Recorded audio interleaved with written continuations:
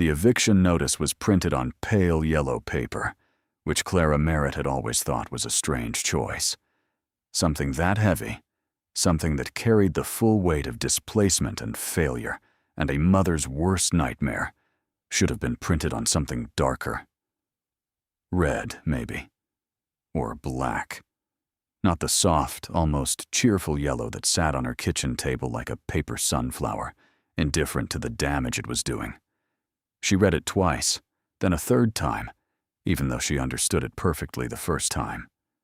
Understanding and accepting were two different animals, and she was still trying to catch the second one. 60 days. The building had been purchased by a development group out of Phoenix, one of those companies with a name like a law firm or a consulting agency, all initials and no personality. Tenants on month-to-month leases would not be renewed. Please make arrangements accordingly. Clara set the notice face down on the table so she didn't have to look at it anymore, and walked to the sink. She ran cold water over her wrists, the way her mother used to tell her to do when she felt overwhelmed, held them there until the coolness moved up her arms and reached somewhere near her chest, where the tight, airless feeling lived. She was 32 years old. She worked 42 hours a week at a pharmaceutical supply company doing inventory and data entry, and she worked 12 hours on weekends at a garden center where the manager let her bring Rosie because the alternative was paying for weekend childcare, which would have cost more than the hours were worth. She had $411 in her checking account, and she had a 7-year-old daughter who slept in the smaller of the apartment's 2 bedrooms, surrounded by drawings she had taped to the walls herself because they couldn't afford real frames, and who believed, with the complete confidence of someone who had not yet learned to be afraid, that her mother could handle anything. The apartment was small, 1 bedroom that Clara used, 1 that was Rosie's, a kitchen that barely deserved the name, a bathroom with a shower head that ran hot for exactly 4 minutes before losing the will to continue. It wasn't much, but it had been consistent. Consistent mattered more than people who had never been without it could understand. A consistent place to sleep, a consistent address for Rosie's school enrollment, a consistent door to lock at night. These things were not luxuries. They were the architecture of a life that had been built very carefully from very limited materials. Clara's ex-husband, Daniel, had left 3 years ago. Not violently, not dramatically. He had simply drifted, the way some people did when the shape of a life didn't fit the shape they had imagined for themselves. He was in Colorado now, she thought. He sent child support occasionally, in amounts that varied enough to be unreliable as a foundation for anything. Rosie called him on his birthday and on holidays, and his voice on the phone was warm in the distracted way of someone performing affection rather than feeling it. Clara did not hate him. She had spent considerable energy arriving at that position. She dried her wrists on a dish towel and looked at the clock. 6:47 in the morning. Rosie would be awake in 20 minutes, Ida requiring breakfast, and the specific blue hair tie she had decided was the only acceptable hair tie, and the world would resume its ordinary motion.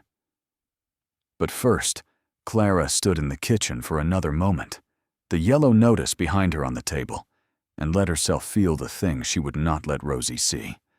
The pure animal fear of not knowing where they would go.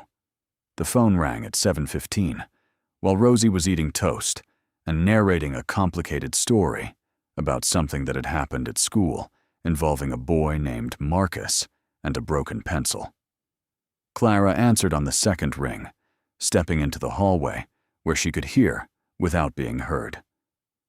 The voice on the other end belonged to Patricia Harlow, her mother's older sister.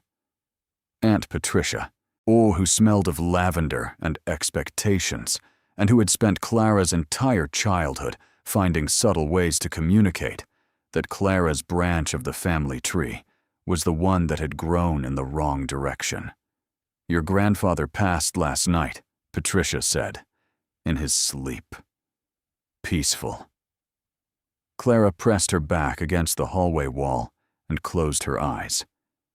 Edmund Harlow, her grandfather on her mother's side, the one she had never been quite close enough to, separated by geography and the particular stiffness of a family that showed love through attendance at obligatory gatherings rather than through any form of warmth. He had been 89. He had lived alone in the house in Talon Falls for the last 11 years, since Clara's grandmother died, and he had spent those years the way he had spent most of his life, quietly, deliberately, and largely without explanation. "I'll need you there by Thursday," Patricia said, "for the estate arrangements." Clara thought of the $411, the 60-day notice on her kitchen table, the fact that Rosie would need 3 days of childcare if Clara drove to Talon Falls and back.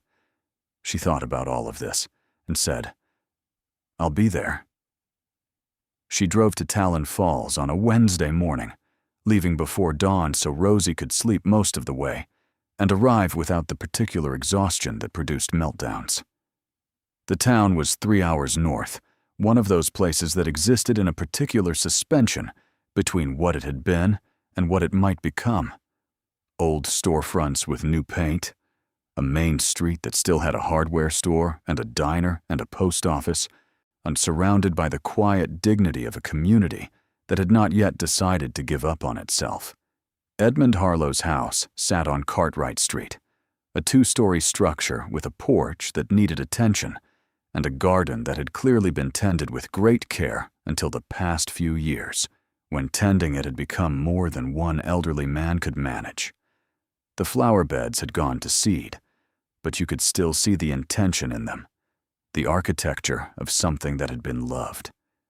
Patricia was already there when they arrived, along with Clara's cousin Delia, who was 38 and worked in real estate, and had the particular confidence of someone whose life had arranged itself according to plan.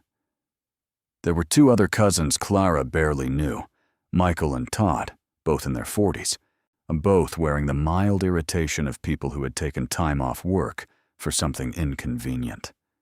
The house smelled of old paper and eucalyptus, the faint medicinal sweetness that Clara associated with Edmund from childhood. He had been a pharmacist for over 50 years, running Harlow's Apothecary on the main street of Talon Falls, a place with pressed tin ceilings and wooden drawers labeled in his careful hand, and the particular atmosphere of a room where serious things happened with quiet competence. The shop had closed in 2009, when Edmund's hands began to make the precision work difficult, but the smell had followed him home. Delia had organized the estate process with the efficiency of someone who understood property values and the importance of moving quickly. There was a list. The furniture, the silver, the small collection of first-edition books Edmund had kept in the study, a set of china that had belonged to Clara's grandmother. Delia went through each item with the focused attention of someone inventorying assets, which was, Clara supposed, essentially what was happening. There wasn't much, by the standards of people accustomed to more. Edmund had lived modestly, spent carefully, and left behind a house that would sell for something reasonable once it was cleaned out and the porch repaired. The estate would be divided according to the will, in shares that reflected Edmund's particular mathematics of family obligation. Clara's share, after the percentages resolved, was smaller than the others, which Patricia explained with the careful neutrality of someone delivering information they considered self-evident. "Your mother passed before your grandfather," Patricia said, "which affects the inheritance structure.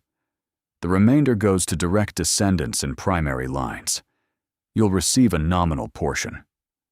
Nominal? Clara had looked up the etymology of that word once, from the Latin nominalis, of or pertaining to a name, existing in name only. The nominal portion was $400 in Edmund's savings account, and the right to select one item from the house that the others hadn't claimed. Delia and Michael and Todd had moved efficiently through the rooms, the way people who understood the value of things moved. They had taken the china and the silver and the first editions and a painting in the upstairs hallway that turned out to be worth something to someone who knew what to look for. By the time they offered Clara her selection, what remained was furniture too heavy to move conveniently, boxes of Edmund's professional records and personal correspondence, and the cabinet. It stood in the back room, the one Edmund had used as a study and workroom combined, a room that smelled more strongly of the apothecary than anywhere else in the house. The cabinet was enormous, nearly 7 feet tall and 4 feet wide, built from mahogany that had darkened over decades to the color of strong tea, fitted with over 40 small drawers arranged in rows across its face, each drawer fronted with a small brass handle and a paper label written in Edmund's meticulous hand. Above the drawers, 2 glass-fronted cabinets displayed rows of old apothecary bottles, the thick glass of a previous century, amber and cobalt and clear, stoppered with glass and cork. It had come from the shop. Clara knew that much. She had seen it as a child, standing behind the counter at Harlow's apothecary, looming and important, the thing that made the shop feel like a real apothecary rather than just a pharmacy. Edmund had kept everything in it, herbs and compounds, and the small paper packets of things he mixed by hand, before the pharmacy industry made that kind of individual preparation obsolete. Delia had looked at it and said, "Nobody's going to want that. It must weigh 500 pounds. Michael had pushed one of the small drawers and found it stuck and said, "Half of these probably won't even open." Todd said the glass in the upper cabinets was probably a liability. Patricia looked at the cabinet the way she had looked at Clara for 32 years, with a mixture of pity and practical assessment, and said, "If you want it, now you can have it appraised first." The estate sale appraiser estimated it at $35. $35. The number landed in the room with the lightness of something nobody expected to matter. The appraiser, a man in his 50s, who had smelled of pipe tobacco and confidence, had run his hand along the cabinet's side and said the mahogany was good quality. But the piece had been heavily modified over the years. The original hardware replaced, the finish refinished multiple times, the authenticity compromised. "Nice piece of furniture if you like that style," he said. "Practically speaking, you couldn't move it without a furniture dolly and 2 strong people, and most antique dealers wouldn't take it because of the storage and display challenges." $35, Patricia repeated, as if the number confirmed something she had always believed. Clara looked at the cabinet. She looked at the rows of small drawers, each one labeled in Edmund's hand. Calendula, valerian, white willow bark, golden seal, chamomile, fennel seed.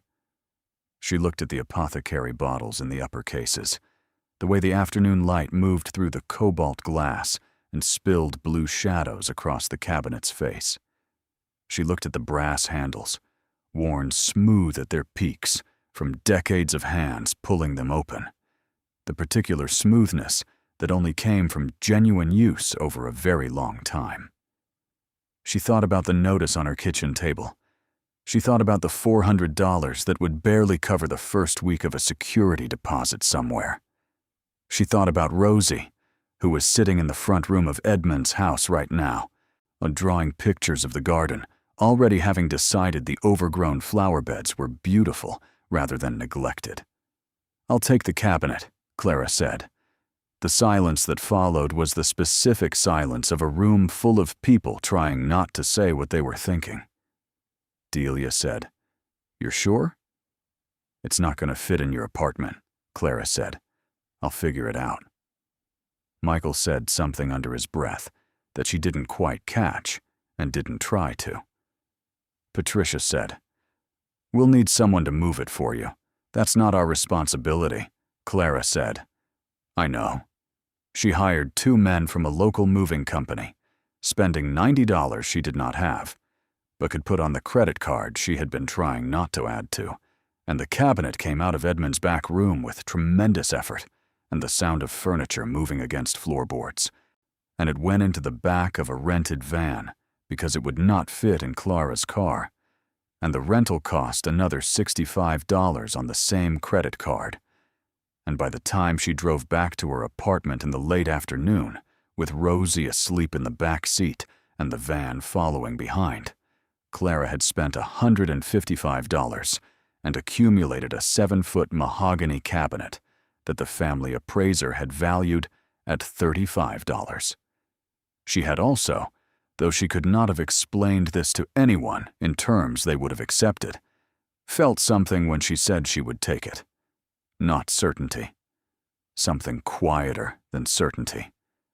The feeling of a decision that was right in a way that had nothing to do with logic. Getting the cabinet into the apartment was an argument with physics that took 2 hours and resulted in a scratched doorframe and a pulled muscle in the shoulder of one of the movers, who accepted an extra $20 in apology with the weary grace of someone who had moved stranger things in stranger circumstances. The cabinet ended up in the corner of the living room, which it dominated immediately and completely, the way a very large and serious thing dominates any room it enters. It made the rest of the furniture look provisional, like the room had always been waiting for something with that kind of weight to arrive. Rosie woke from her nap when they got home and stood in the living room doorway, looking at the cabinet with the focused assessment of a 7-year-old deciding how she felt about something new. "It's big," she said. "Yes," Clara said. "It's really, really big." "I know." Rosie walked toward it with the slow approach of someone visiting a large animal at the zoo for the first time. She reached out and touched one of the brass handles, then pulled her hand back, then touched it again. "Is it ours now?" "Yes. All of it. Even the inside parts. Even the inside parts. What's in the inside parts?" Clara had not opened any of the drawers yet. She had been moving through the day on the particular autopilot of grief and logistics, the combination that required forward motion without full emotional processing.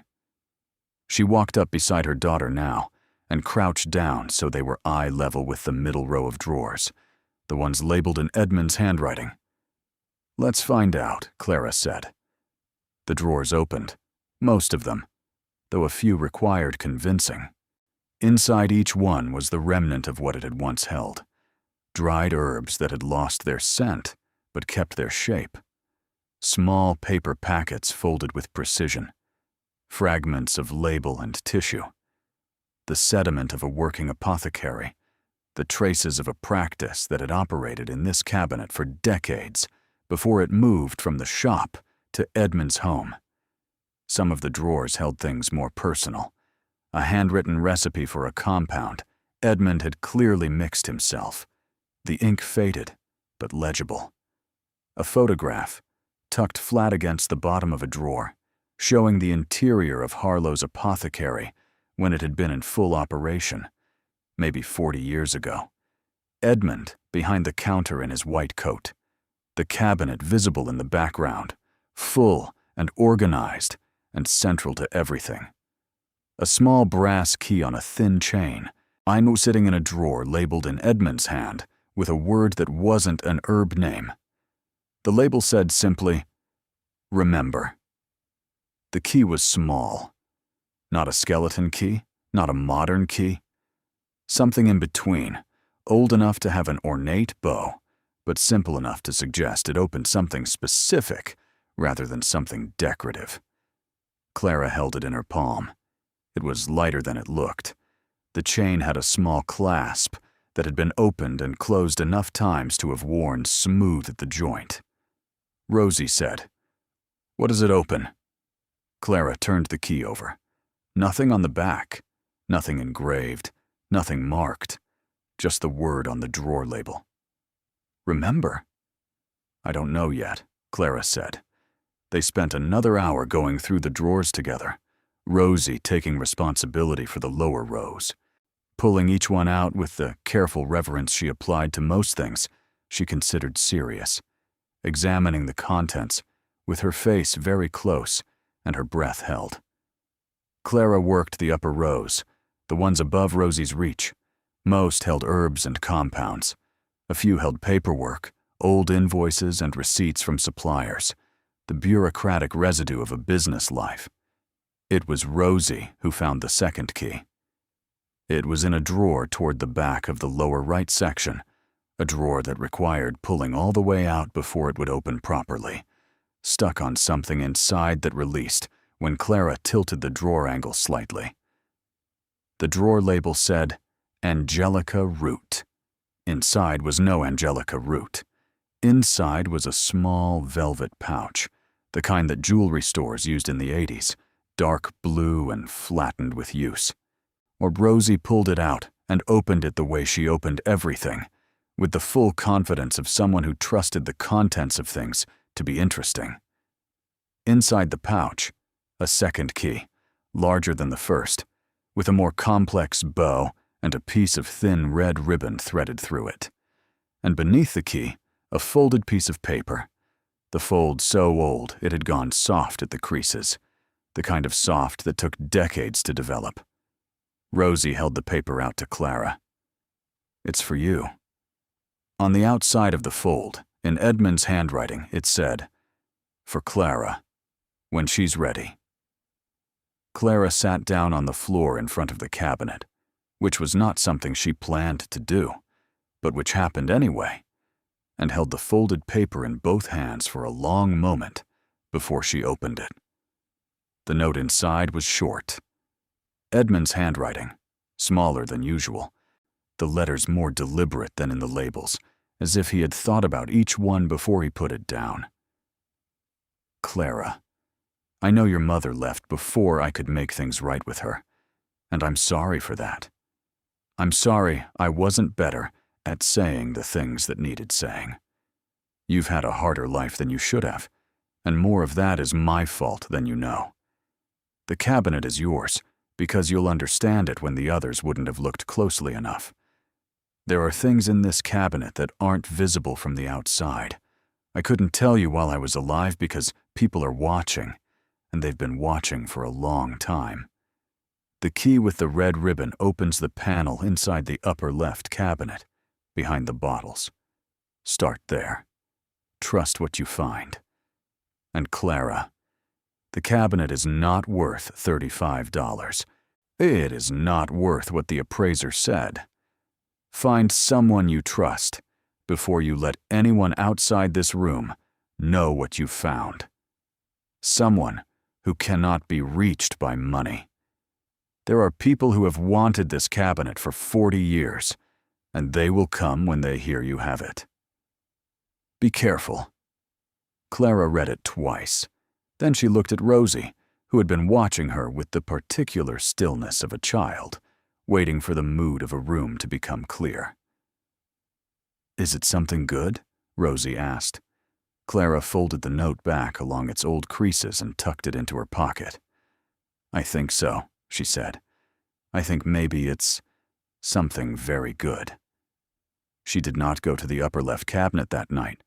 She made dinner first, grilled cheese and tomato soup because Rosie had made that request on the drive home, and a promise was a promise. Or she did Rosie's bath and read the 3 pages of a library book they were in the middle of, a story about a girl who discovered her grandmother had been a spy, which felt, given the circumstances, almost funny. She sat beside Rosie's bed until the breathing went slow and even, until the particular loosening of sleep was visible in her daughter's face. Then she went back to the living room and sat in front of the cabinet in the dark for a while, not touching it, just looking at it. She was thinking about Edmund, about the way he had been at family gatherings, present but distant, a man who existed at the center of a room without occupying its attention. She had never thought to wonder what he was thinking. She had accepted his reserve the way children accepted the atmosphere of the adults around them, as weather rather than choice, and he had given her peppermint candies when she was small, pulling them from his coat pocket with the quiet satisfaction of someone producing exactly the right thing. He had come to her college graduation, which had surprised her mother and surprised Clara. He had sent a card when Rosie was born, not a store-bought card, but a handwritten note on plain paper, the handwriting already beginning to show his age. The note had said, "She will surprise you." They always do. Clara had thought he meant babies in general. She had kept the note in a box of Rosie's early things, tucked between the hospital bracelet and the first photograph, because it had seemed worth keeping, even if she wasn't entirely sure why. Now she thought maybe he hadn't meant babies in general. She went to the cabinet. She opened the glass door of the upper left case, which swung outward smoothly on hinges that had been oiled recently, far more recently than the rest of the cabinet's working parts. That detail, she noted. Someone had maintained this specific hinge. She reached in and moved the bottles forward on their shelf, the thick old glass warm from the room's temperature, and looked at the back wall of the cabinet. The panel was visible once you were looking for it, a section of the cabinet's back wall, approximately 12 inches square, that sat at a very slightly different angle than the surrounding wood. There was no handle, no visible mechanism. But when Clara pressed her palm flat against it, she felt the faint give of something that was meant to move, and at the lower right corner of the panel, almost flush with the wood around it, was the keyhole. She got the key with the red ribbon. She looked at the keyhole for a moment, at the key in her hand, at the note in her pocket. Find someone you trust before you let anyone outside this room know what you found. She looked at the dark window of the living room, at the street outside. People who have wanted this cabinet for 40 years. Clara locked the front door. She locked the deadbolt she usually only used at night. She drew the curtain across the window. Then she put the key in the lock. It turned smoothly, the way locks turned when they had been maintained. One full rotation, a soft click that was quieter than she had expected, and the panel swung inward on a small hinge at its left edge, revealing a compartment, perhaps 8 inches deep and 12 inches square, set into the cabinet's back wall. Inside the compartment, a leather-bound journal, sized the kind with a brass clasp, the leather cracked at the spine but intact, a small wooden box with a dovetail lid, a folded document in a paper sleeve that looked like it had been treated specifically for preservation, and resting on top of all of it, placed with the deliberateness of something positioned last, a photograph in a paper frame of the type that department stores used for portrait sittings in the 1960s. The photograph showed a young man and an older man standing in front of what Clara recognized as the interior of Harlow's Apothecary.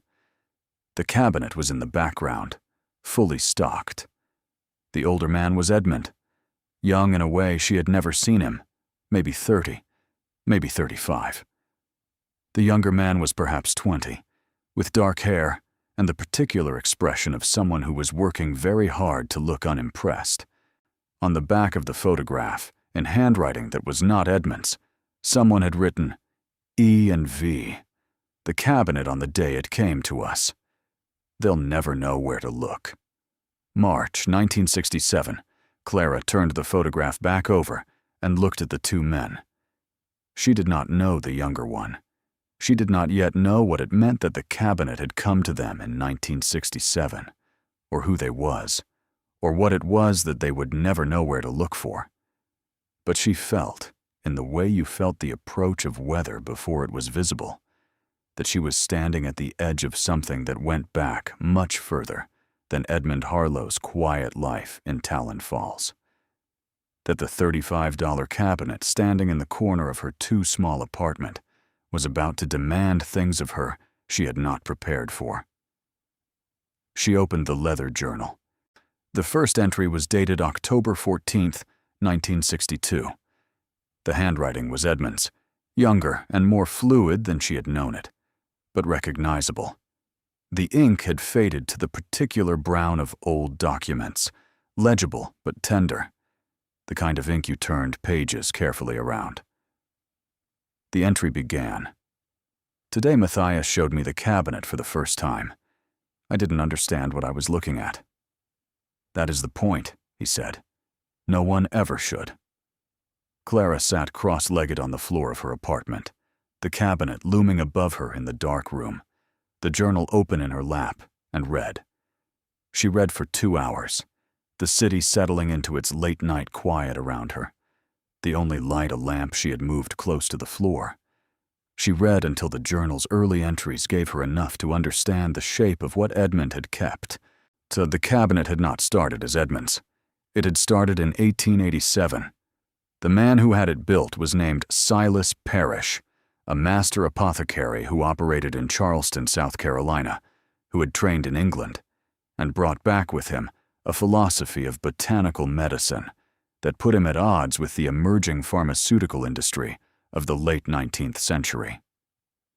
Silas believed in what he called the whole preparation, the idea that medicinal plants worked through their full complexity rather than through isolated compounds, and he spent 30 years formulating, documenting, and preserving what he called the living remedies, combinations of plant preparations that he had developed through practice and correspondence with botanical researchers in England, Germany, and India.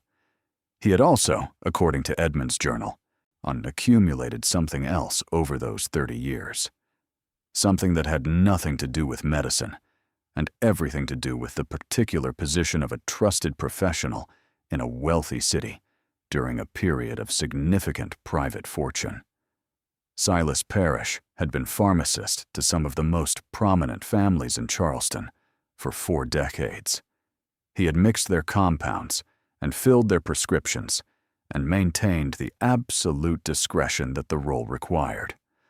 And in the back of his apothecary, in the cabinet he had built for his botanical specimens and remedies, he had kept what he called the private record. Edmund's journal described it in careful terms, relaying what he had been told by Matthias, whose last name was Keller, an elderly pharmacist who had trained under someone who had trained under Silas Parrish himself. The private record was not a record of prescriptions. It was a record of the other thing that wealthy families sometimes needed from their trusted apothecary, the compounds they did not discuss openly, the preparations for conditions they could not acknowledge publicly, the transactions that required the same silence as confession. But it was also, and this was the part that made Clara sit very still in her living room, a record of payments, and the nature of those payments. Because some of Silas Parrish's clients in Charleston in the 1880s and 1890s had paid for his exceptional discretion not in money, which left records, but in other things. Things that were small and portable and permanent in their value, things that were easy to move and difficult to trace. The cabinet had 38 interior drawers visible from the outside. It had, Edmund's journal explained, 11 interior drawers that were not visible from the outside. Hidden within the cabinet's construction, accessible only through the kind of knowledge that Silas had passed down through a very specific chain of possession. Drawers that contained what he had called the archive of trust. Clara closed the journal carefully and looked up at the cabinet. 40 drawers that nobody could see. She thought about the small key, the one in the drawer labeled Remember. She thought about Edmund's note. The cabinet is not worth $35. She thought about people who have wanted this cabinet for 40 years. She looked at the clock. It was past midnight. She had work in the morning, the 9-to-5 data entry job that paid most of the rent they were about to lose. And Rosie needed to be up at 7 for school, and Clara had a pulled shoulder muscle from watching the movers navigate the doorframe, and her whole body had the particular exhaustion of a day that had contained grief and driving and a family that measured love in estate percentages. She was also more awake than she had been in months. She reached up and put her hand flat against the cabinet's side, the mahogany warm and solid under her palm. The wood had spent 137 years holding what Silas Parrish had built into it. It could hold it one more night.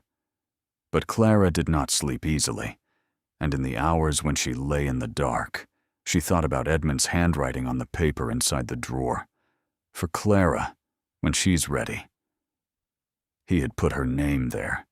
Not Patricia's, not Delia's, not any of the cousins who had moved through the house with the efficient attention of people cataloging what mattered. Her name, the branch of the family tree that had grown in the wrong direction. She thought about what it meant that he had known she would come, that he had believed the right person would end up with the cabinet, despite the estate structure that had given her the smallest share, despite the appraiser's assessment that had made the cabinet's selection look like consolation rather than choice. Edmund had maneuvered in the quiet way of a man who had spent 89 years being underestimated, to put the cabinet in the hands of someone who would look closely enough.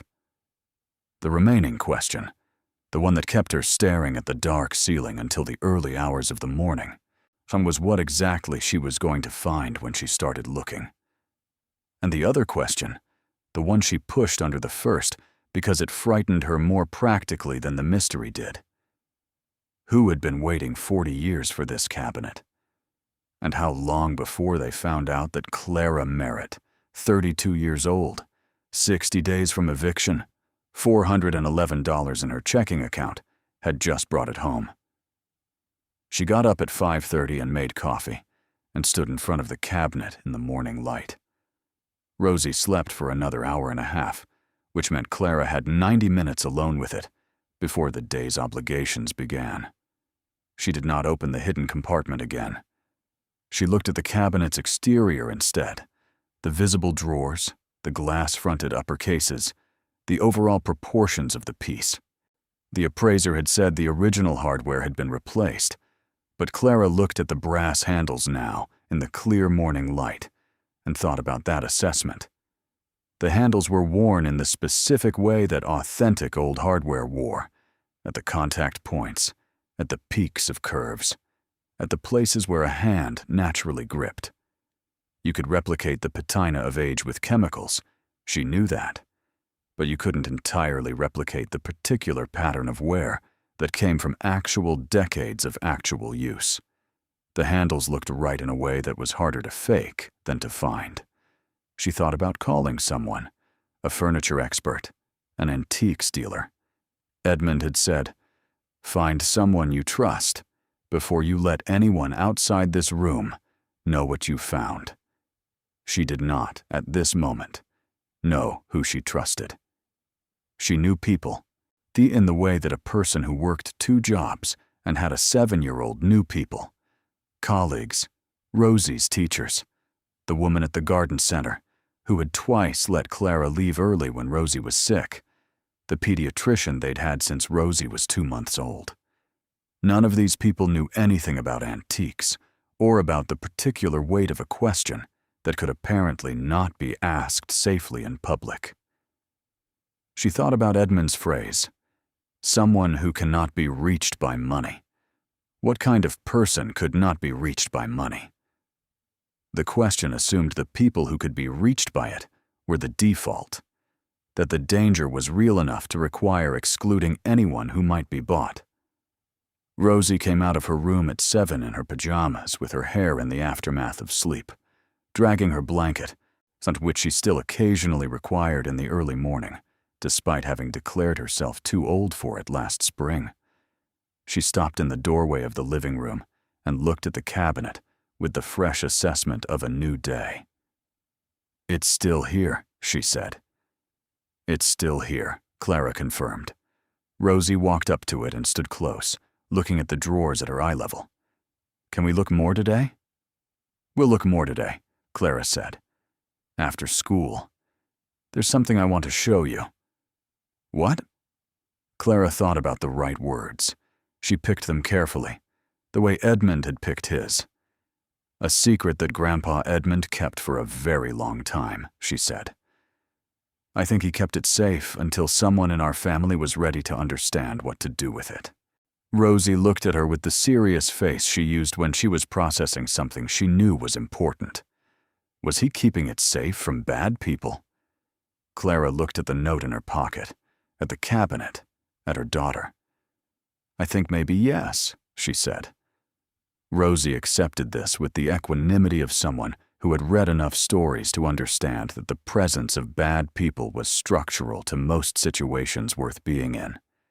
She reached out and touched one of the brass handles, gently, the way she touched things she had decided to be careful with. "Then we have to be smart," Rosie said, "and pay attention to everything."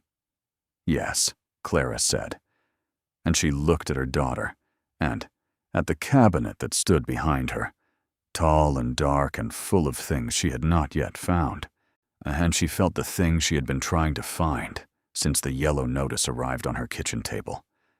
Not certainty. Still, not certainty. But something that lived in the same neighborhood as it. Something that felt, for the first time in a very long time, like forward. The small key fit the lower panel on the right side of the cabinet. Clara found this out on a Thursday evening, 3 days after the first discovery, because she had spent those 3 days doing what Edmund's note had instructed and what her own caution demanded. Reading the journal before touching anything else, learning the language of what she had inherited before she opened anything further. She had read on her lunch breaks at the pharmaceutical supply company, the journal hidden inside a larger notebook so that it looked like work. She had read after Rosie was asleep, sitting on the bathroom floor with the door locked and a towel against the gap at the bottom, because the bathroom was the one room in the apartment where a lamp on the floor would look like a choice rather than a signal. She had read with the focused attention of someone who understood that what was written on these pages was not simply history, but instruction, and that getting the instruction wrong had consequences she was not yet fully able to measure. What she learned over those 3 days was this. Silas Parrish had built the cabinet in 1887 with the help of a cabinet maker in Charleston named Elias Voss, who was known in certain circles for the kind of work that required both exceptional skill and exceptional discretion. The cabinet's 11 hidden interior compartments were not afterthoughts. They were designed into the piece from the beginning, built into the walls and base and upper frame of the structure in ways that made them invisible to anyone who didn't know to look. The hidden drawers opened through a sequence of mechanisms that required specific keys and specific knowledge of which surfaces to press, in which order, before the keys would work. Edmund's journal documented the sequence carefully. It was written in the same careful pharmaceutical notation he used for compound formulas, abbreviations, and symbols that would be meaningless to most readers, but clear to someone trained in the same tradition. Clara had worked in pharmaceutical supply long enough to recognize the notation system. She understood it the way you understood something you had been adjacent to your whole working life, without ever examining directly.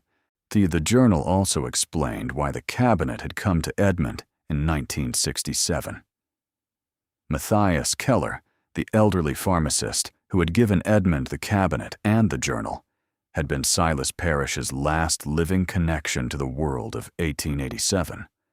Charleston passed through his own mentor and his mentor before that, a chain of careful men who had maintained the cabinet's secrets across 8 decades out of a combination of loyalty and fear. Fear because what was inside the hidden drawers implicated families that were, by 1967, no longer simply prominent. They were powerful in the way that old money and political connection made people powerful, which was permanently and with available recourse. Now Matthias had given Edmund the cabinet because Edmund was the only person he trusted who was young enough to outlive the danger and old enough to understand its shape. He had one condition. The cabinet's contents were not to be revealed until either the implicated families no longer had the reach to suppress the truth, or until someone came along who had both the need and the courage to use it correctly. Edmund had waited 62 years. Clara sat with that number on a Wednesday night, the journal closed in her lap, and thought about what it meant to spend 62 years in possession of something you knew was significant and chose not to use. She thought about the particular discipline of that waiting, the way it required you to hold two things simultaneously: the knowledge of what you had and the restraint of not using it prematurely.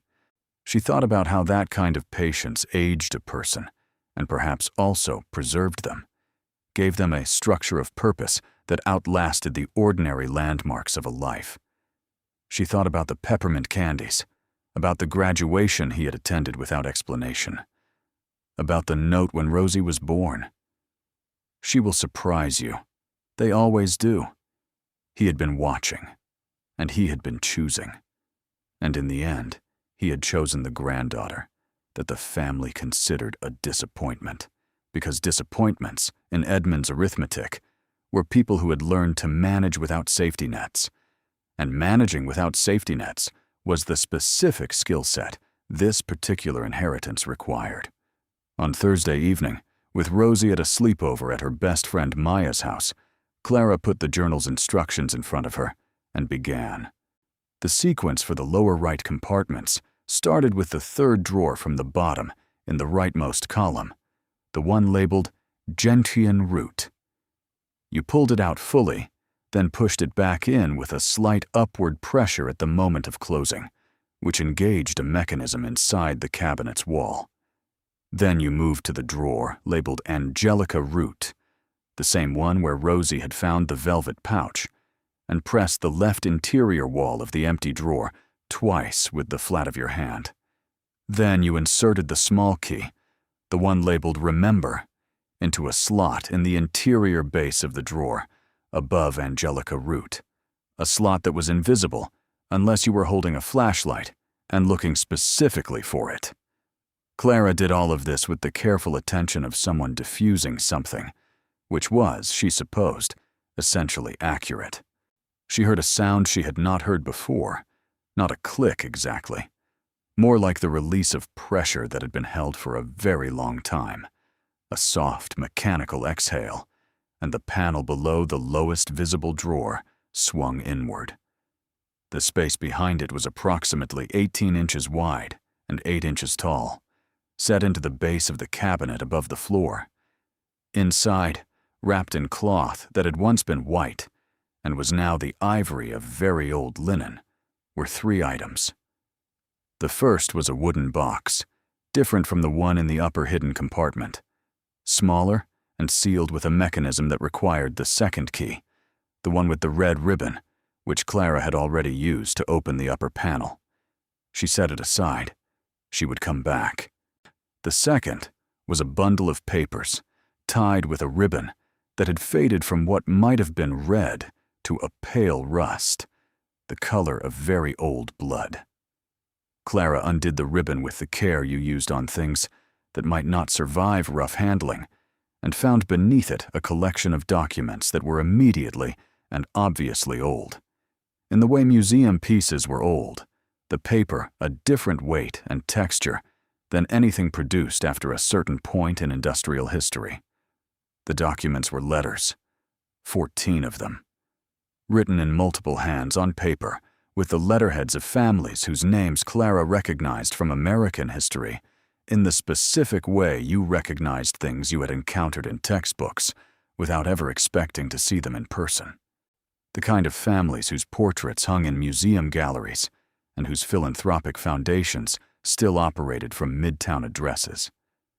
She read the first letter carefully, then the second, then set them down on the coffee table and pressed both palms flat on her knees and looked at the ceiling for a moment. The letters were correspondence between Silas Parrish and his clients, not prescription requests, not payment acknowledgments. The letters were, in their careful and circuitous 19th century language, acknowledgments of debt. not financial debt. The other kind, the kind that accumulated when a trusted professional knew things about you that you could not afford to have known. The writers of these letters were thanking Silas Parrish for his continued discretion regarding matters of a sensitive personal nature. They were, in the careful vocabulary of an era that never said directly what it meant, paying for his silence with objects of value that would leave no paper trail, and these letters were the receipts. The third item in the lower compartment was a leather pouch, soft with age, cinched with a drawstring that had stiffened but still worked. Clara opened it and tilted it gently over her palm. What came out first were 3 stones, cut and polished, the kind of cut that belonged to an earlier century than the brilliant cuts of modern gemology. Old mine cuts with their high crowns and small tables, and the slightly asymmetrical faceting of stones worked by hand rather than machine. They caught the light from the single lamp she'd placed nearby and returned it in the particular way of certain kinds of stone, not the sharp, prismatic flash of rhinestone or cubic zirconia, but something deeper and more complex, light that seemed to come from inside rather than reflect from the surface. Even without knowing what she was looking at, Clara knew she was looking at something. She set the stones on the coffee table beside the letters and tilted the pouch again. Something else shifted inside it. She reached in with 2 careful fingers and extracted a flat piece of metal, rectangular, perhaps 2 inches by 1 inch, with a ring soldered to one of its short ends. It was gold, not gold-colored. Gold. The particular warm weight of the real thing, unmistakable once you had held it. Engraved on one face in small, precise letters was a name she read twice, then understood. The name belonged to a family that had a wing in a national museum named after it. Clara put everything back in the pouch. She put the pouch and the letters and the wooden box back in the lower compartment. She closed the panel and engaged the mechanism again until she heard the soft, release and reset sound that told her it had reseated properly. Then she sat on the floor with her back against the cabinet and breathed for a while. Edmund had said the cabinet was not worth $35. Edmund had said this in the way of a man who was substantially understating his case. She needed to know what she actually had, not approximately, not based on a leather journal and 3 stones that looked important. She needed an actual assessment from someone who knew how to look at things like this and could tell her what she was holding. And she needed that assessment to come from exactly the person Edmund had described, someone who could not be reached by money. She thought about that qualifier all the way through Thursday night and into Friday morning. The impossibility of it, on the surface. Money reached nearly everyone, given enough of it. That was the first principle of the world she had grown up observing. The question was not whether someone could be reached, but whether reaching them would cost more than the thing was worth to the person doing the reaching. And that was a calculation that required knowing what the thing was worth, which she didn't yet know, which meant she was reasoning in a circle. She called in sick to the garden center on Saturday and took Rosie to the library, which was something they did often enough that it registered as ordinary. She found the reference section with the same efficient ease of someone who had spent years navigating public library collections, because public library collections were free and contained most of what the world knew if you knew how to look. She found books on gemological identification, on 19th century American antiques, on historical document authentication, on the apothecary tradition in the American South.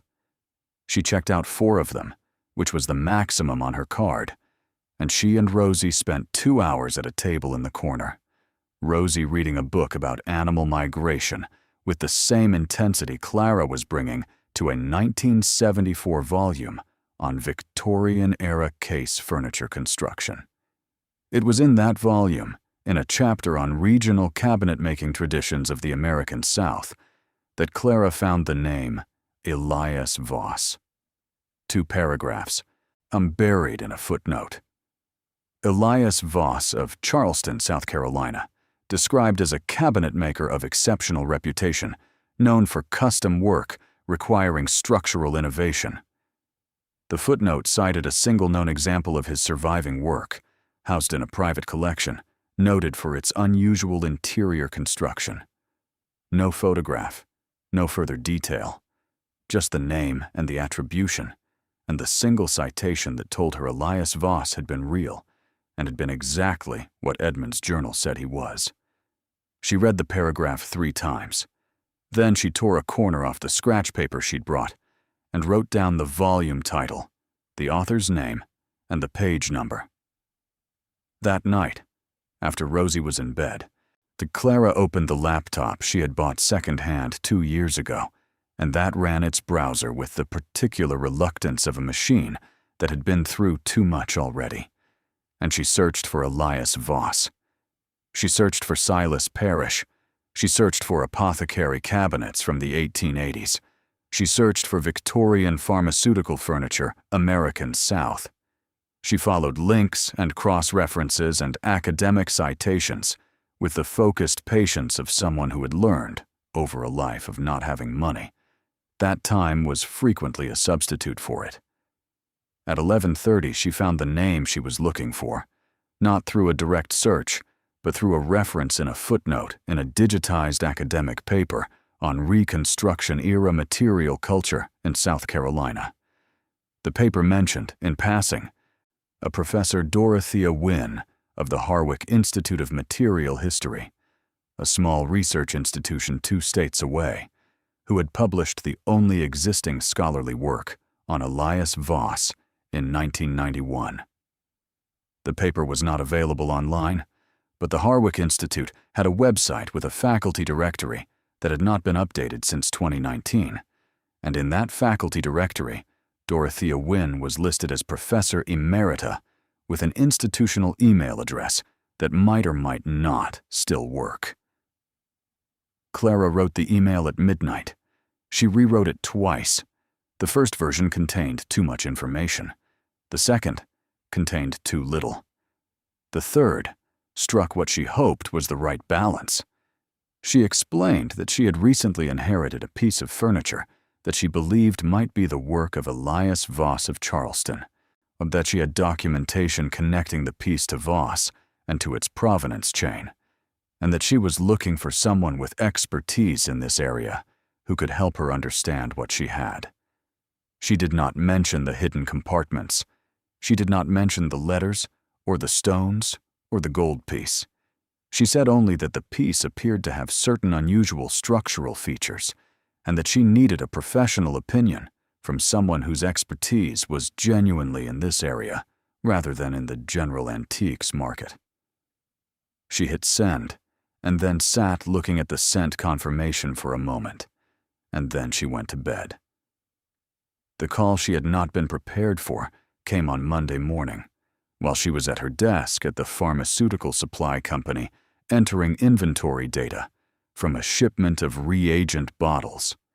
Her phone buzzed with an unknown number, which she would normally have ignored during work hours, but something made her answer it.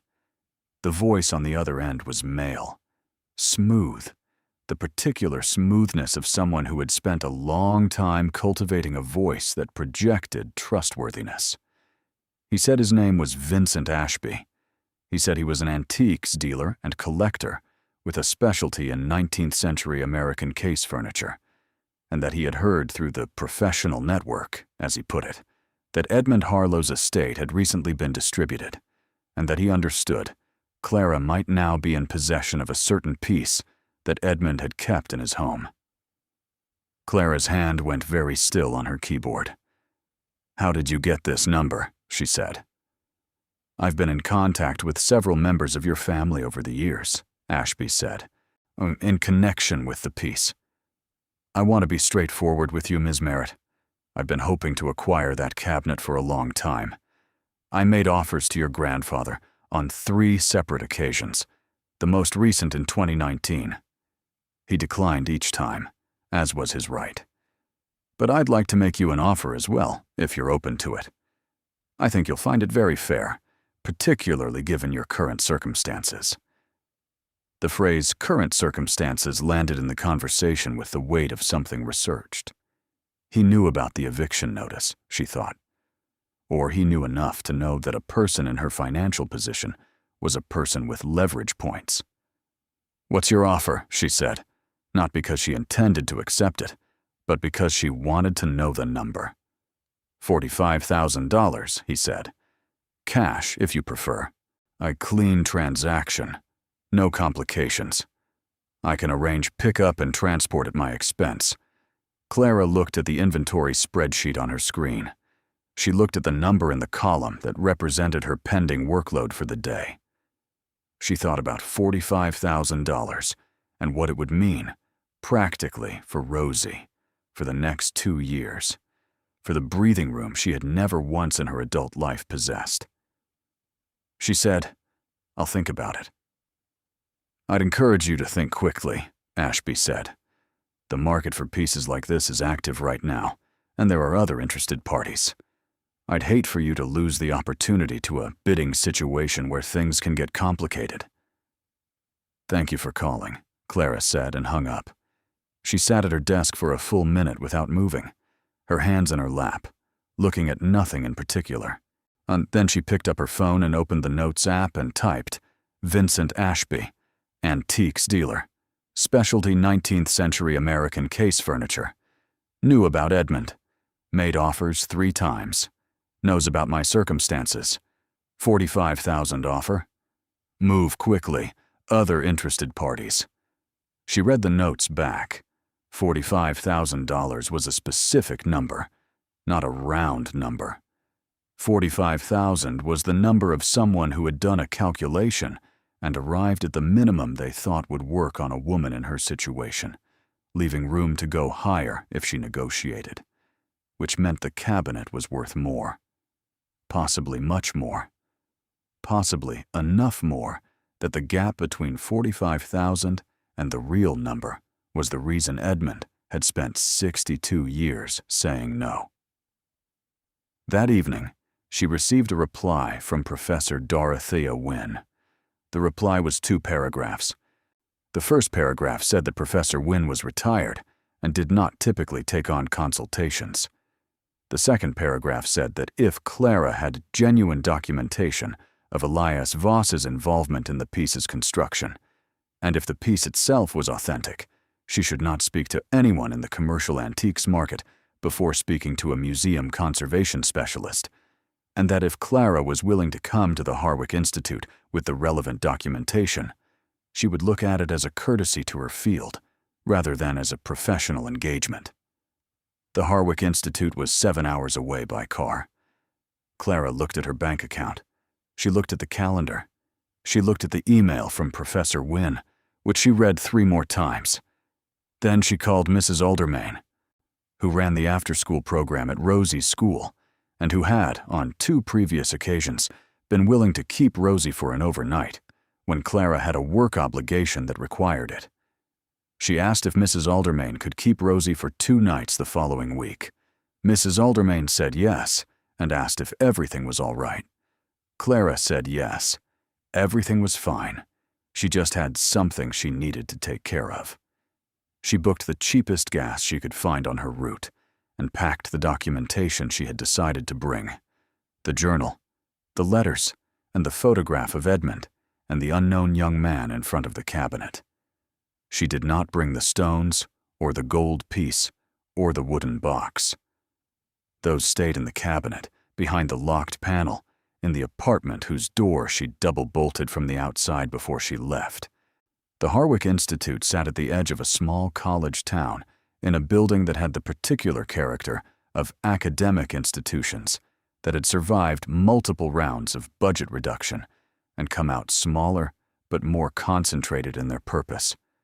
The building was old, granite, with the smell of paper and climate-controlled air that was the smell of places that took preservation seriously. The receptionist was a graduate student who showed Clara to a room on the second floor where Professor Wynne was waiting. Dorothea Wynne was 73, with white hair cut short and reading glasses she wore on a chain, and the particular directness of someone who had spent 5 decades in a field that required you to see things clearly or be wrong about them in ways that got published. She shook Clara's hand with the brisk efficiency of someone for whom politeness was not the same as warmth, but could serve the same function. She looked at the journal first, handling it with the practiced care of someone who knew how to touch old documents. She read without commenting, moving through pages with the speed of someone who was reading for structure rather than content, getting the shape of the thing. She looked at the photograph for a long time, holding it close, tilting it toward the window. Then she looked at Clara over her reading glasses with an expression that was not quite readable. "Where is the cabinet now?" "In my apartment. I didn't bring it.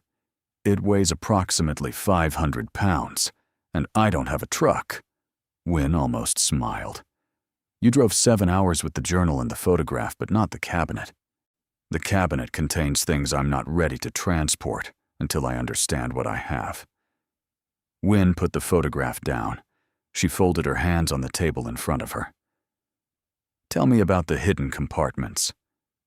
Clara explained what she had found. The panel behind the bottles, the lower compartment with the base panel mechanism, the letters, the pouch, the stones, the gold piece. She described each item as accurately as she could, the way you described something to a doctor when you wanted an accurate diagnosis, without minimizing and without dramatizing. Wynne listened without interrupting. When Clara finished, the older woman was quiet for a moment. "How many hidden compartments does the journal document?" 11 total, and you've opened 2. 2, yes. Wynne got up from the table and walked to the window and looked out at the campus for a moment. Then she turned around. "I want to tell you something about what you may have," she said. "And I want you to listen carefully, because I'm going to say some things that will sound extraordinary. And they are extraordinary. And they are also completely accurate." Clara waited. Elias Voss built furniture for approximately 40 clients over a 30-year career, Wynne said. Of those 40 pieces, 11 have been verified as authentic and are held by major institutions or documented private collections. 3 have been tentatively attributed. The rest are known from historical record only. No surviving examples confirmed. A Voss piece of the scale you're describing, a full apothecary cabinet commissioned for a working professional rather than a domestic setting, would be in a category by itself. There is no known surviving example of his commercial work. Only his domestic furniture has been accounted for. She paused. The auction record for a domestic Voss piece sold in 2018 was $2.3 million. Clara said nothing. She sat very still. "That's the cabinet alone," Wynne continued, "without whatever's inside it. The letters you're describing, if they're what the journal indicates, are primary source documents connecting specific historical families to specific financial arrangements that have been the subject of academic and legal speculation for over 100 years. Several of these families have descendants who are still active in American public life. The implications for historical record are significant. The implications for certain individuals' reputations are considerably more significant." "And the stones," Clara said. Wynne looked at her steadily. "Old mine-cut gemstones from the 1880s, originating from high-status clients who were paying for discretion with untraceable valuables. Without appraisal, I cannot tell you a number. But that class of stone, in that provenance context, with authenticating documentation, does not sell for nothing." Clara looked at her hands. She thought about the $45,000 Vincent Ashby had offered on a Monday morning, in the tone of someone doing her a favor. She thought about Edmund, who had said no 3 times. "Who is Vincent Ashby?" she said. Wynn's expression shifted in a way Clara couldn't immediately categorize. Not surprise, on something more like confirmation of a thing she had expected. Vincent Ashby is the grandson of a man named Harold Ashby. Harold Ashby was, in the 1960s, the primary legal representative for 3 of the families whose names appear in those letters you described. He spent the latter part of his career attempting to acquire or destroy documentation related to certain transactions those families wished to have permanently removed from the historical record. He did not succeed. Partly because your grandfather was not findable by the means Harold Ashby preferred to use. Wynn paused. Vincent has continued the effort. He operates as a legitimate antiques dealer. He is quite good at it. But the cabinet has been a specific and persistent professional interest for reasons that go beyond commercial value. Clara thought about people who have wanted this cabinet for 40 years. It was closer to 60, she now understood. And the wanting was not about the cabinet being beautiful, though it was. It was about what the cabinet contained and what those contents could do. She said, what would happen to the letters if they became public? Wynn considered this with the care of someone who had thought about it before. Several descendants of the named families occupy positions in politics, in finance, in the legal profession. The historical implications would not be criminal in a prosecutorial sense. The statute of limitations on anything relevant expired decades ago. But the reputational implications would be significant. The kind of significant that dismantled careers and restructured charitable foundations and caused families with buildings named after them to have those names quietly removed. And Ashby's family is one of those families. Harold Ashby represented them. His interests were professionally aligned with theirs for long enough that the alignment became structural. His grandson inherited the alignment, along with the business. Clara sat with this for a moment. Then she said, "He offered me $45,000. Wynn's response to this was the closest she had come to an actual expression of feeling. She pressed her lips together and looked at Clara with something that might have been anger on Clara's behalf, carefully controlled. "I imagine he did," Wynn said. On the drive home, Clara stopped twice, once for gas, once for coffee at a rest area, where she sat in the parking lot for 20 minutes with the engine running and the journal in her lap, not reading it, just holding it. She thought about $45,000 and 2.3 million and 11 hidden compartments, and 9 she hadn't opened yet. She thought about Rosie, who was at Mrs. Alderman's right now, probably helping with the younger kids the way she always did when she was in a group.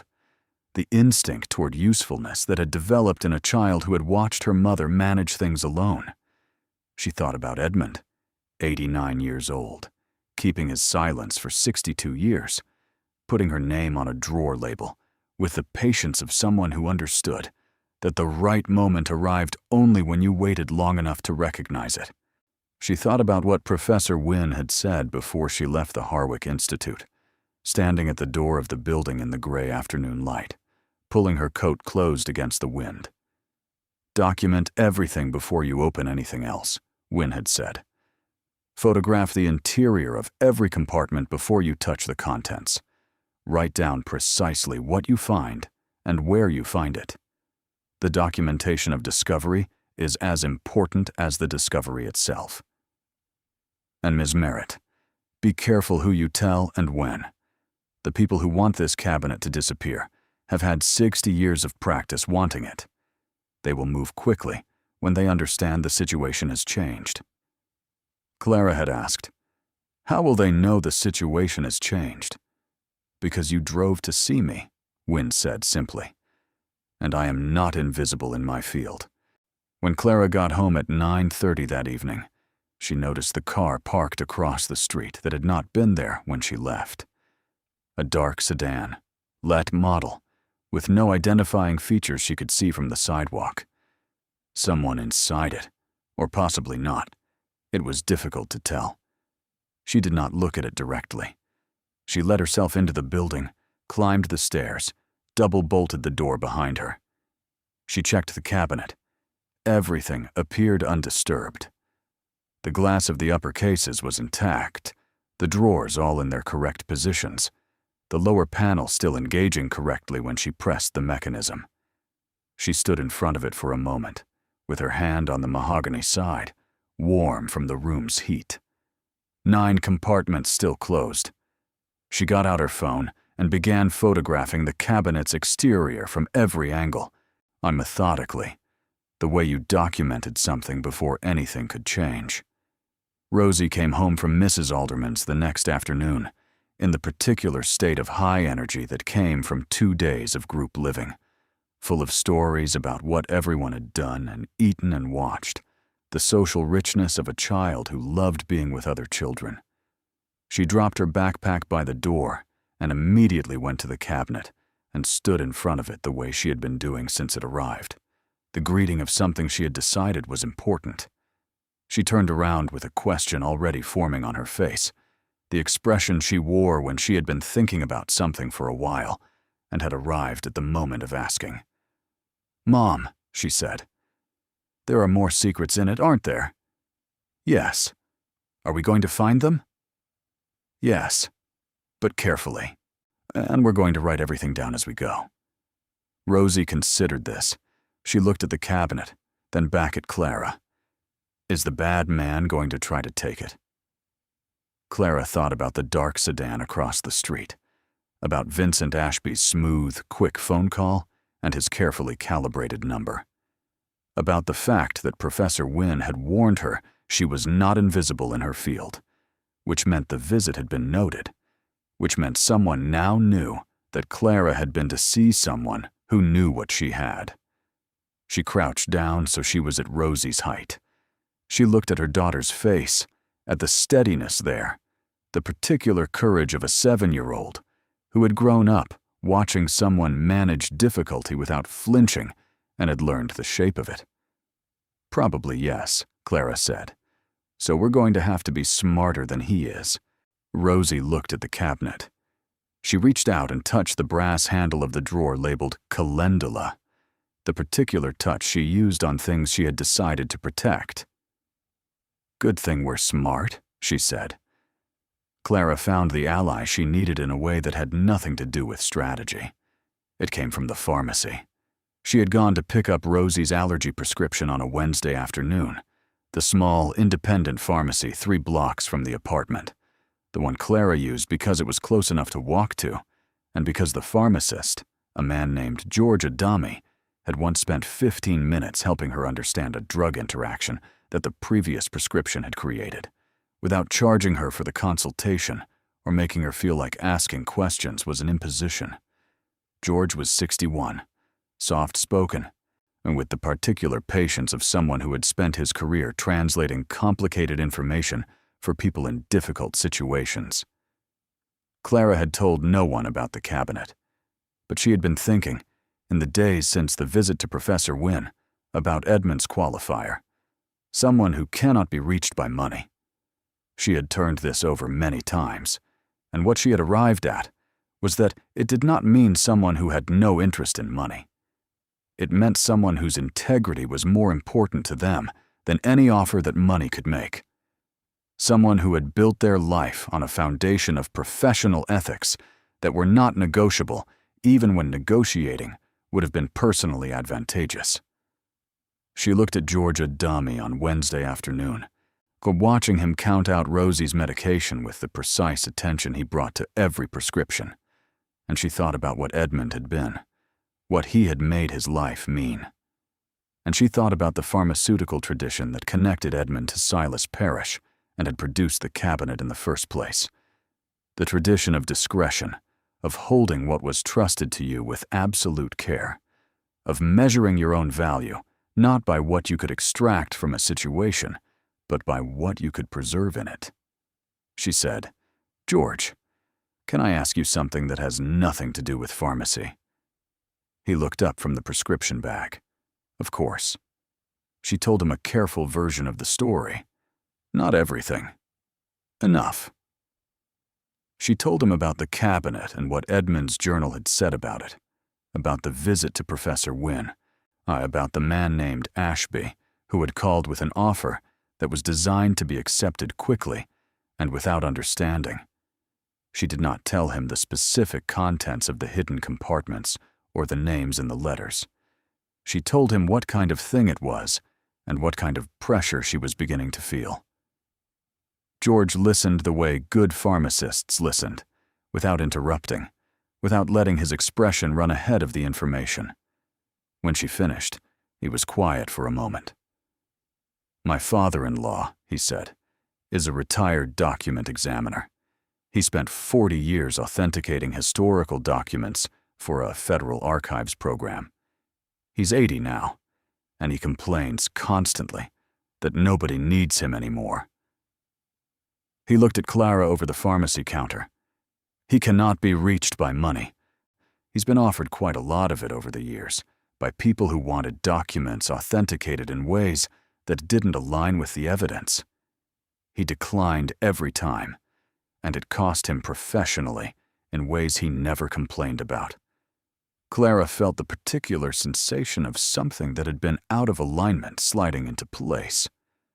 "Would he come and look at some letters?" she said. George reached under the counter for his phone. "I'll call him right now." His father-in-law, whose name was Walter Brennick, arrived on a Friday evening in a car that had seen better decades, carrying a magnifying loupe on a chain around his neck and a leather bag with what he described as his basic kit. He was shorter than Clara had expected, with thick glasses and the hands of someone who had spent his career handling paper that couldn't afford to be damaged. And he sat at Clara's kitchen table and looked at the letters one by one. He used the loupe and a flat lamp he had brought in his bag that produced a specific quality of light. He used a small device that measured paper composition. He did not say anything for a very long time. Rosie sat across from him with her homework, watching him with the focused intensity she reserved for things she had decided were important. Occasionally, he would hold a letter up to the light, and she would watch the shadows it made with the same attention he was giving to the paper itself. Finally, Walter put down the last letter and removed the loupe from his eye and looked at Clara. "These are not copies," he said. "These are not reproductions. These are original documents produced in the period they claim, by the level of paper composition and ink chemistry and aging pattern. The signatures are consistent with the known signatures of the signatories from that era, which I can cross-check with public records if you want formal verification." He paused. "These are primary source documents, Ms. Merritt. Historical archives would catalog these at the highest level of significance," Clara said. "And the families whose names are on them." Walter folded his hands. "Several of those surnames are still in public life. Their descendants hold positions of prominence." He looked at her steadily.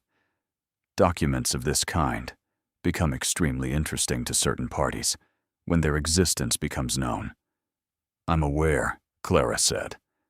Walter nodded. Then he reached into his bag and produced a set of clean archival sleeves. "With your permission," he said, "I would like to re-sleeve these properly before we put them back. The sleeves you have are good, but these are better." He set them on the table. "Also," he said, "I have a colleague at the State Historical Preservation Office. She is a woman of absolute integrity and considerable authority. If you are willing, I would like to contact her.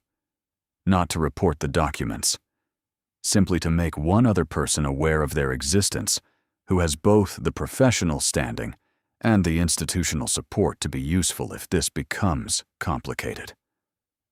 Clara looked at the letters, at the sleeves Walter was laying out with the patient care of someone who had spent 40 years learning how to protect things that mattered. She thought about Edmund, sitting with these secrets for 62 years, with no one who could know.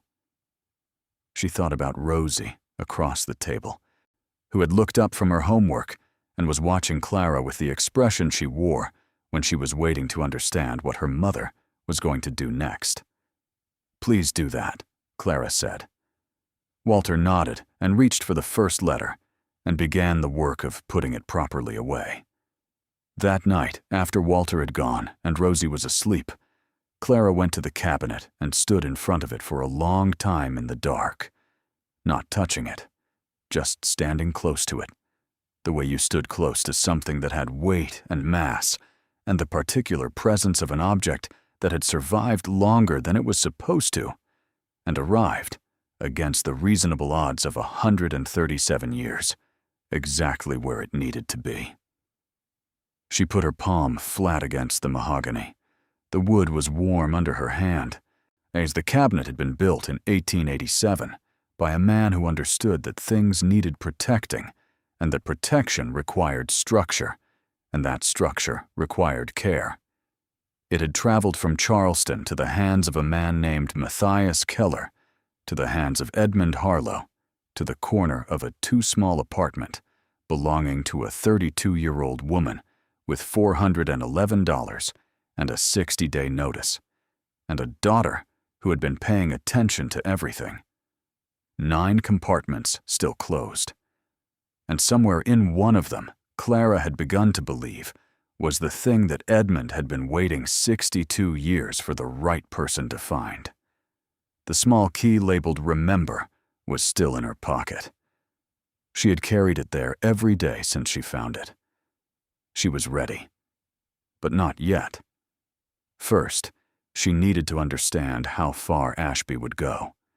Because the next morning, when she looked out her window, the dark sedan across the street was still there.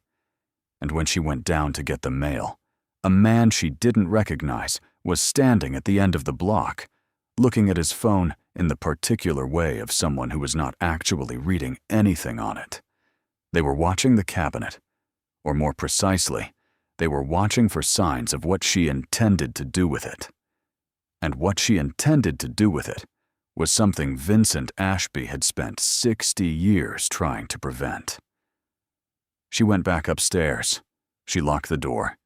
She sat down at the kitchen table with Edmund's journal and a yellow legal pad and began, for the first time, to write down everything she knew, every name, every date, every item in every compartment she had opened, every conversation, and including Ashby's phone call and the car across the street and the man on the corner. She wrote for 3 hours. When she finished, she had 14 pages in her own handwriting, dense and careful, the kind of record that could be given to someone else and would mean something if something happened to the person who made it. She sealed it in an envelope. She wrote Walter Brennick's name on the front. She put it in her bag to give him the next time she saw him.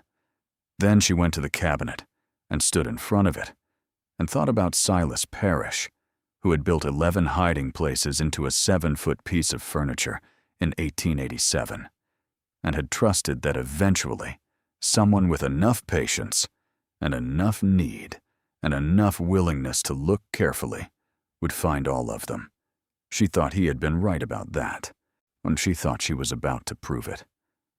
The dark sedan was gone on Saturday morning, which was somehow worse than when it had been there. Its absence meant a decision had been made somewhere, a shift in approach, the particular quiet before something changed in a way she couldn't yet see. Clara spent Saturday photographing the cabinet's exterior and the 2 opened compartments in the methodical way Walter had showed her. Light source at a consistent angle, ruler and frame for scale, each item numbered and described in the written log she kept on the legal pad. Rosie helped, holding the flashlight at the angles Clara directed, taking the job seriously, in the way she took everything seriously when she understood it mattered. That evening, while Rosie slept, Clara opened the 3rd compartment. The journal's instructions for the upper right section of the cabinet were more complex than the previous two, requiring a sequence that involved the third key, the small one from the drawer, labeled Remember, used not in a keyhole, but pressed flat against a specific point on the cabinet's inner right wall, while simultaneously pressing a concealed tab on the underside of a fixed shelf. She had practiced the motion 3 times without the key before attempting it with the key, not wanting to force anything, aware that the mechanisms had been sitting undisturbed for years and that patience was cheaper than repair. The third compartment opened without resistance. It was larger than the other two, running the full width of the cabinet's upper right section, perhaps 6 inches deep. Inside it, packed with the care of someone who had done this methodically and deliberately, were the remaining documents. Not letters this time. Something different. What Clara lifted out first was a ledger, bound in dark green cloth, the size of a composition notebook, the pages filled with Silas Parrish's handwriting in columns, client names on the left, dates in the middle column, items received on the right. The entries ran from 1881 to 1917, 36 years of transactions, each one documented with the precision of a man who understood that precision was his only protection against the people he was protecting. She read down the right column. The items received were not money. They were described in the careful language of a man with pharmaceutical training, specific, measured, leaving nothing to interpretation. Uncut ruby, for approximately 4 carats, provenance documented in separate record. Gold sovereign coins, 12, bearing dates consistent with English Royal Mint production, 1875 to 1882. Sapphire, cut in the old cushion style, 3 carats minimum, examined by jeweler before acceptance. Emerald, flawed at the girdle but genuine, examined and noted. Diamond, old mine cut, weight estimated 2.5 carats, coloring excellent. The entries continued for 36 pages. Clara counted 31 separate transactions across the ledger's span, each one documented with the same care, each one representing a wealthy family's payment for silence. Beneath the ledger, wrapped in the same treated paper she had found in the other compartments, were the items themselves. Not all of them. Some had clearly been used over the decades, accessed through other compartments she hadn't yet reached, sold or given away for reasons the journal didn't fully explain. But what remained was the archive of trust, as Silas had called it, the portion he had preserved as evidence rather than using as currency. 12 stones in individual pouches, each one labeled in his hand with the corresponding ledger entry number. A flat envelope containing the 12 gold sovereigns. A folded paper that proved to be an 1893 jeweler's independent appraisal of 3 of the stones, signed and stamped, which constituted authenticated provenance that was now 130 years old. Clara sat on the floor with the ledger open across her knees and the stones arranged on the coffee table in the lamplight, and felt the full weight of what she was looking at settle over her, not excitingly but seriously, with the gravity of a responsibility she had not asked for and could not set down. She thought about the $45,000. She thought about 31 families. She thought about Vincent Ashby, who had inherited the work of making sure this stayed hidden. Then she put everything back in the correct order, photographed the compartment in the documented way, and made her notes. She did not open any more compartments that night.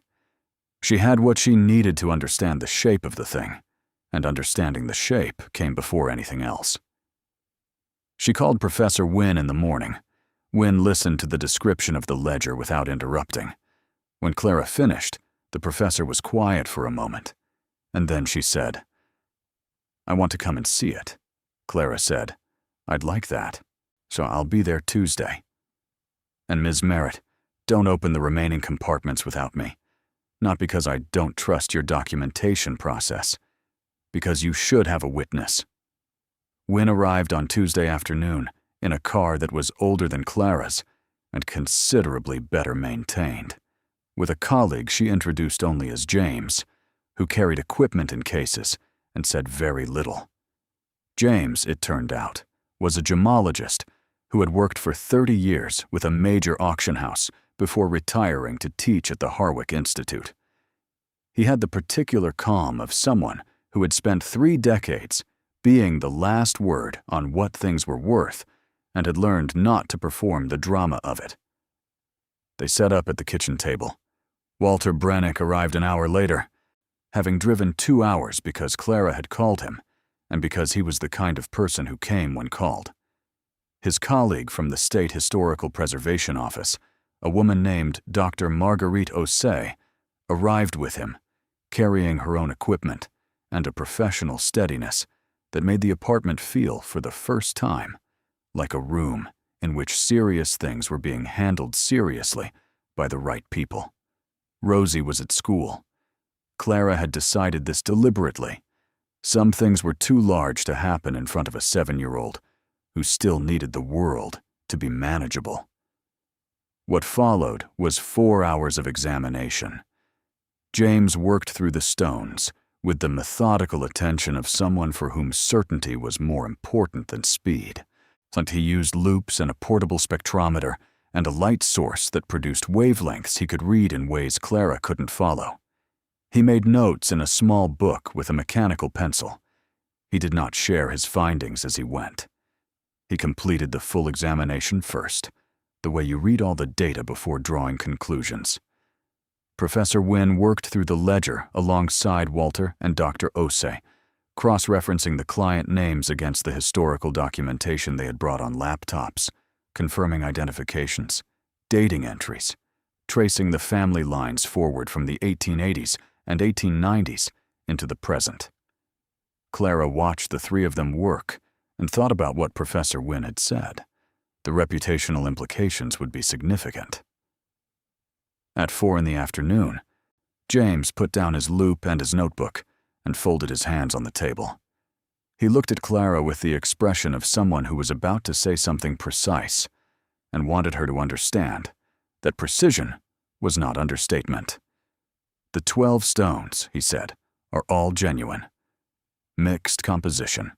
4 diamonds, 3 sapphires, 2 rubies, 2 emeralds, 1 alexandrite. The alexandrite is exceptional and would be the most significant piece individually. Old mine and old cushion cuts throughout, consistent with the dates in the ledger. He paused. In current market conditions, with authenticated provenance, this collection would carry a combined auction estimate of between $1.4 and $1.8 million. Clara heard him say this. She heard each word individually and understood each one. The sum of them required a moment. He was not finished.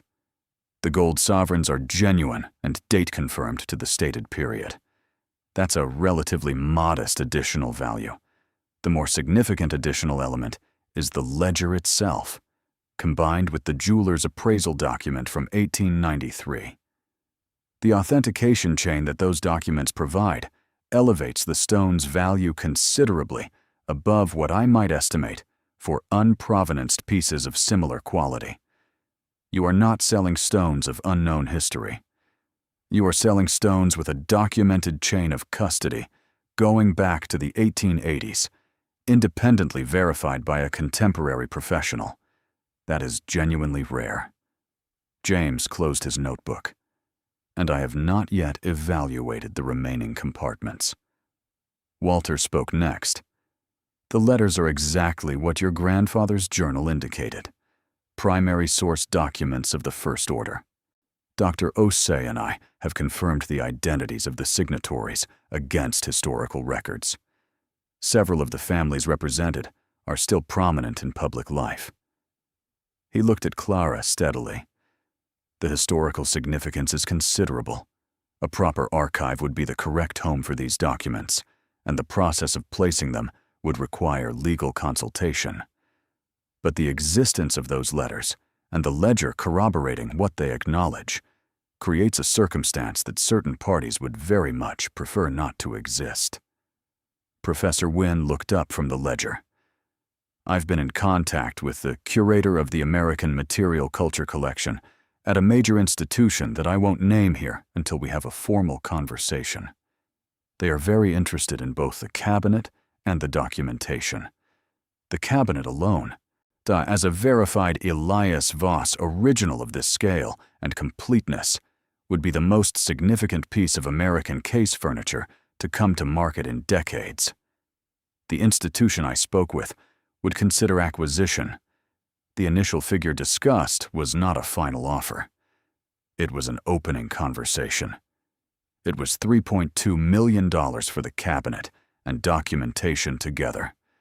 The number sat in the kitchen of Clara's apartment, like something that did not entirely belong there, like a thing from another world that had wandered in through the wrong door and was now, nonetheless, undeniably present.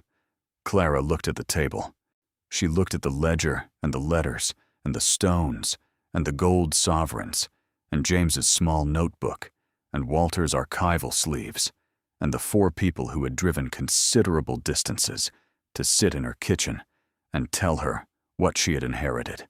She thought about Edmund.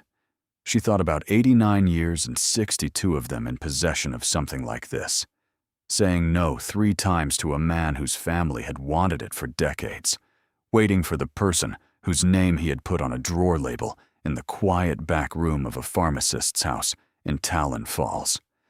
She said, "What do I do about Ashby?" The silence before anyone answered told her they had already been thinking about this. Professor Wynne said, "That depends on what he does next." What he did next arrived the following morning, in the form of a legal letter delivered by courier rather than mail, which was designed to communicate urgency and seriousness. The letter was from a law firm Clara had never heard of, 4 names on the letterhead, an address in a city 3 states away. It alleged that Clara had come to be in possession of items belonging to the Ashby family trust through improper inheritance proceedings, and that the estate of Edmund Harlow had been improperly administered in a manner that failed to account for prior right of acquisition agreements between Edmund Harlow and Harold Ashby, documented in a contract allegedly signed in 1974. The contract was attached. It was a single page. It purported to show Edmund Harlow agreeing to sell the cabinet and its contents to Harold Ashby for the sum of $800, with the sale to be completed upon Edmund's death. Clara read the document twice. Then she called Walter. Walter read it when he arrived an hour later. He read it with the loop, then without it. He read the signature line specifically, holding it under his flat lamp for a long time. He put it down on the table. "This signature is not Edmund Harlow's," he said. "I have comparison samples from the letters and the journal. The baseline characteristics of his hand are documented over a span of decades. This signature was produced by someone who studied his handwriting and attempted to replicate it.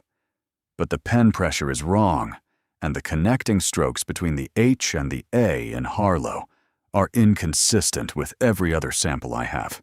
He looked at Clara. "This is a forgery," Clara said. "Can you prove that in a way that holds up?" Walter said, "Why, she called Professor Wynne. She called Dr. Osai. She called George Adami at the pharmacy, who had a brother-in-law who was a property attorney, and who had mentioned this fact precisely once, 2 weeks ago, in the way of someone making information available without applying pressure. The brother-in-law's name was David Calloway. He arrived that evening. He was 44, careful, and had the particular quality of someone who had spent his career reading documents for what they were trying to conceal rather than what they said directly. He read the forged contract, Walter's preliminary analysis, and the letter from Ashby's law firm. He asked several questions. He took photographs of everything. Then he said, "Here's what you have. You have a forged document being used to make a legal claim against property you own legitimately. So you have a document examiner who can testify to the forgery. You have authenticated provenance on the items in question that significantly predates any claim Ashby is making. And you have a pattern of conduct, the phone call with the pressure offer, the surveillance outside your apartment, the forged contract, that taken together constitutes attempted fraud and potentially witness intimidation, depending on what can be documented about the surveillance. Clara said, "What do I do?" David said, "You don't respond to the letter yet. Tomorrow morning, you and I go to the state attorney's office, and you file a report about the forged document and the pattern of conduct. You bring Walter's analysis. Then we respond to Ashby's lawyers from a position of documented evidence rather than defense." Clara looked at her hands. She thought about 60 days on the eviction notice, which was now down to 31. She thought about Rosie's school enrollment, which required a stable address. She thought about the $411 that had become less by now, spent on gas and copies, and the credit card charges from the moving van. She thought about the cabinet, standing in the corner of the living room, which had been standing somewhere for 137 years, and would stand for 137 more. She said, "Yes, let's do that." The state attorney's office was a beige building with the institutional indifference of places that processed a lot of human difficulty on a daily basis. Clara sat across from an investigator named Thorpe, who had the patient expression of someone who heard a lot of stories and had learned to distinguish the ones that went somewhere. She told hers clearly and in order, the way David had helped her prepare. She brought the documentation. She brought Walter's written preliminary analysis of the forged signature. She brought the logged record she had been keeping since the beginning, 14 pages of handwritten notes with dates and times and the specific content of every conversation. Thorpe read through everything without comment. Then he looked up. "The forged document is the actionable element here," he said. "The rest of it, the phone call, the surveillance, we can look at in context. But the forgery is clear and documented and gives us a straightforward starting point." He paused. "I'm going to be honest with you. A man like Ashby has resources that make legal processes complicated and slow. This is not going to resolve in a week. But what you've given me here is enough to open a formal investigation, which changes his position considerably." Clara said, "How does it change it?" "Because an open investigation means his lawyers are operating with oversight." Thorpe folded his hands on the desk. "People who rely on pressure tactics to acquire things generally prefer to operate in the absence of official attention. You've removed that advantage." The phone call came from Patricia 2 days later. Clara was at the garden center, working her Saturday hours, her hands in potting soil. Rosie sitting on an overturned bucket nearby, drawing the plants in one of the center's propagation houses. The call came in on her lunch break. Patricia's voice had a quality Clara hadn't heard in it before. Something stripped of its usual careful management. Patricia said, "Delia tells me someone from the Attorney General's office called her about Edmund's estate." Clara said, "That's possible." Patricia said, "What's in that cabinet, Clara?" Clara thought about the right answer. She thought about the dinner, where Patricia had explained nominal. She thought about Delia moving efficiently through Edmund's rooms. She thought about the appraiser and the $35 and the specific silence of a room full of people trying not to say what they were thinking. She said, "Something Edmund kept safe for a very long time and chose to leave to me." Patricia said, "We should have been consulted."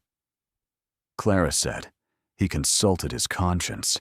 He made his decision." I'm honoring it.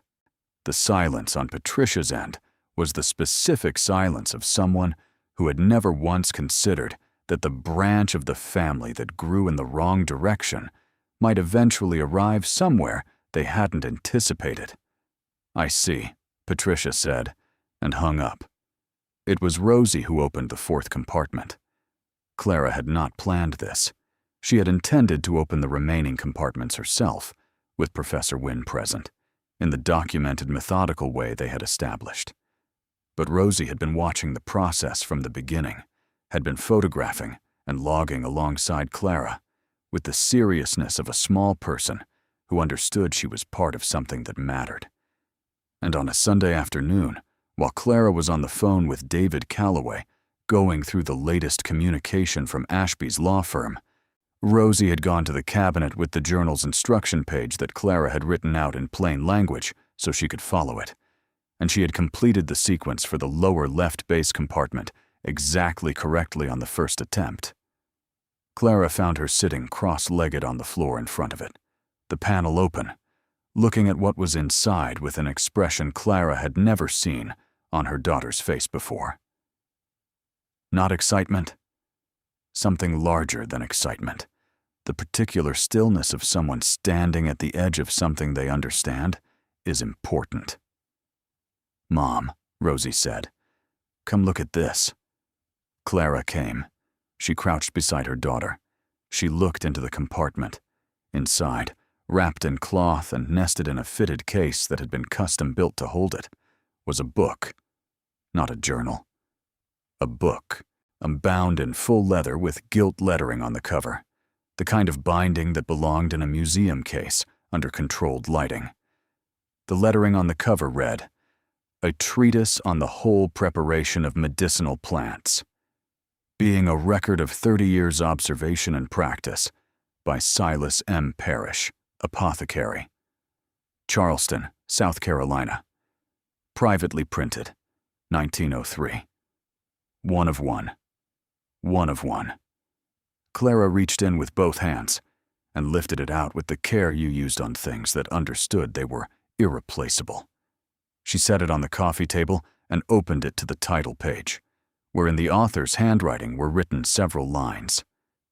The handwriting was older than the journal entries she had seen elsewhere, the hand of someone at the end, rather than the middle of their working life, but precise and deliberate still, for the inscription read, "This record is the work of my life, and the record of what I have seen and learned and preserved.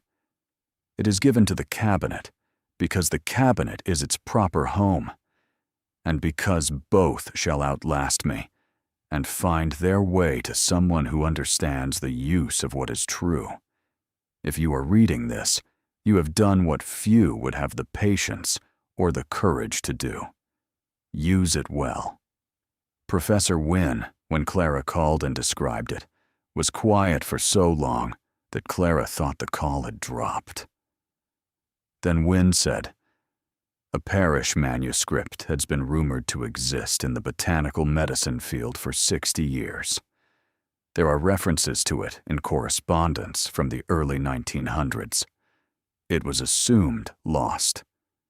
The formulations it contains, if they are what his letters to colleagues described, represent a body of work in whole plant preparation that was ahead of its time by decades and has direct relevance to current research in botanical pharmacology."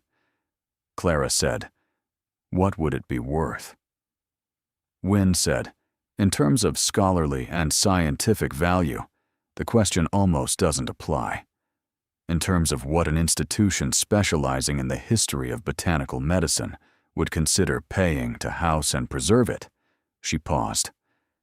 "Add another $500,000 to the conversation we've already been having. At minimum."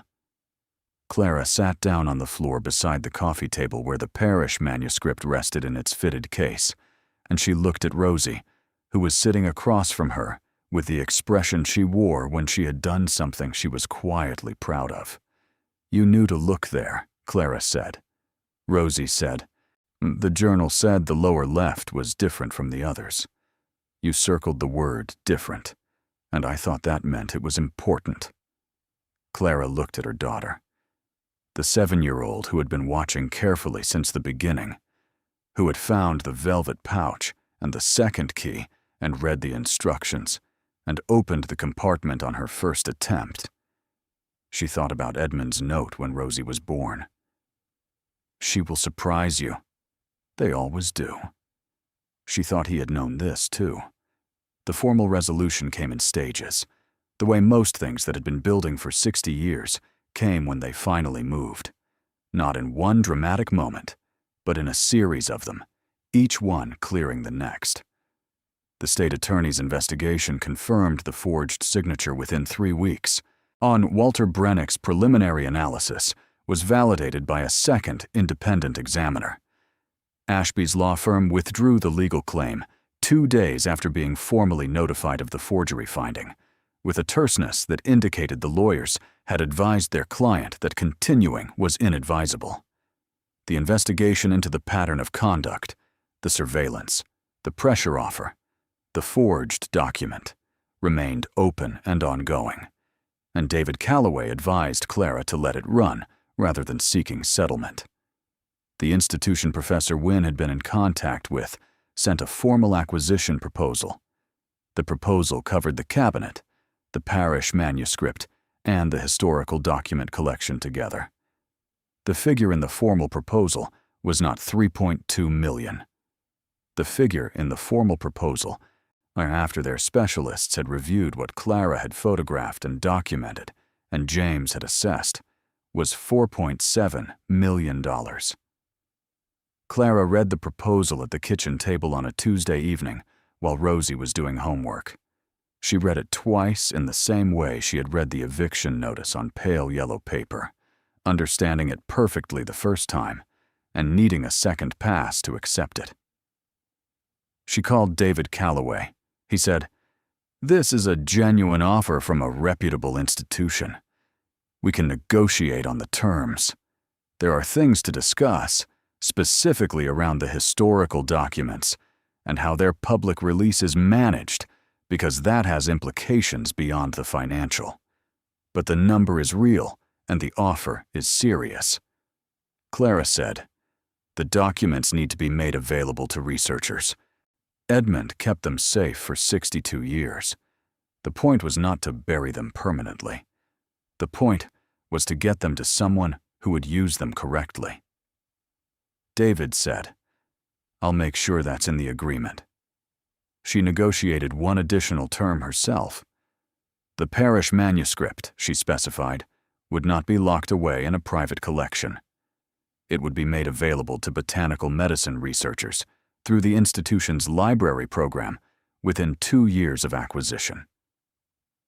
She had thought about what Silas Parrish had built and what he had done with his working life and what the treatise represented, and she had thought about Edmund being a pharmacist for 50 years, and she had thought about the whole preparation, the idea that things worked through their full complexity rather than through isolated parts. And she had decided that a manuscript kept private was not a manuscript doing what it was built to do. The institution agreed to the term without negotiation. The sale closed on a Thursday morning, 63 days after Clara had received the eviction notice on pale yellow paper, 3 days after the notice expired. She was not evicted. She had called the building management 2 weeks earlier, when the formal offer was on the table but not yet closed, and explained her situation in the careful terms of someone who understood that explaining things clearly was a form of power. The development group that had purchased the building had agreed, for a monthly rate that was above her previous rent, but that she could now pay without structuring her entire life around the margin between income and necessity, sought to extend her lease for 12 months while she made arrangements. Arrangements, it turned out, were something she now had the capacity to make. She bought a house, not immediately, not impulsively. She spent 3 months looking, with Rosie weighing in on every property they visited, with the focused assessment of a 7-year-old who had been paying attention to what made spaces work. The house they chose was in a neighborhood with a good school and a yard large enough for the garden. Rosie had decided she was going to grow, and it had a room with south-facing windows where the cabinet could stand in the good light, which was the first thing Clara had measured when they walked through. because the cabinet was not sold with the collection. That had been the other term Clara had negotiated herself, not the one that mattered most to her, in a way she hadn't been able to fully articulate until she said it out loud to David Calloway, who wrote it into the proposal without asking her to justify it.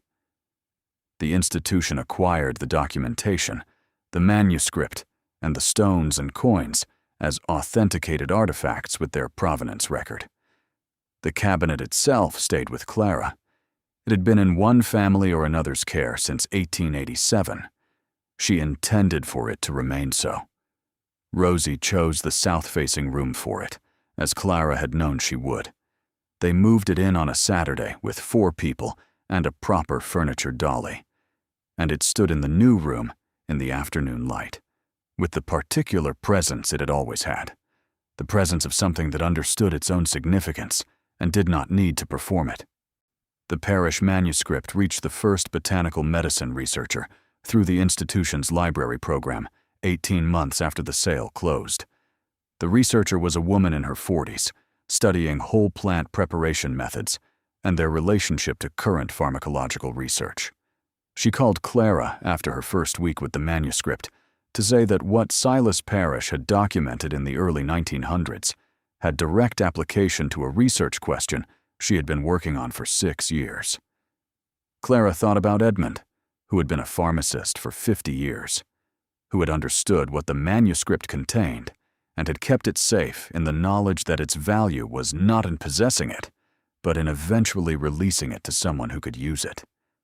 She thought about Silas Parrish, who had built 11 hiding places into a piece of furniture and then written a treatise on the whole preparation, on the idea that things worked through their full complexity, and had put both of them in the same cabinet because they were, in the end, about the same thing.